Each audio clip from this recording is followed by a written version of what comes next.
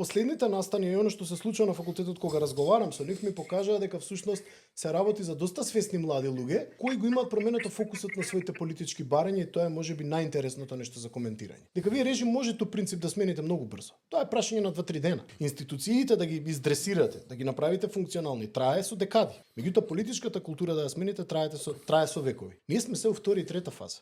Од овие три градуелни процеси, односно последователни процеси, каде што оваа нова генерација под еден има многу пократко трпение од претходните, а потешко е да излажете заради тоа што има неприкосновен пристап до информации и која бара суштински фундаментално да се промени системот. А тоа е можеби најтешкото нешто, со обзир дека овој систем под кој ние функционираме има 30 годишен залет. Тука тешко се кочи, тука таа социјална инерција тешко се менува, ама желбата, потребата на овие млади луѓе да се оправи, да системот да биде поинаков, без многу респект за тоа кој е на власт, кој не е на власт, мислам дека тоа не им е примарно, тоа е оно што они суштински го бараат. Јас гледам дека се променил фокусот, воопшто немаат намера да се занимаваат со имиња, датуми, ја сватија старата поговорка дека малите луѓе разговараат за другите луѓе, големите луѓе разговараат за идеи. И сакаат да разговараат за идеи. Сакаат да разговараат за фундаментална промена на систем кој евидентно 30 години не знаеме како да го рехабилитираме.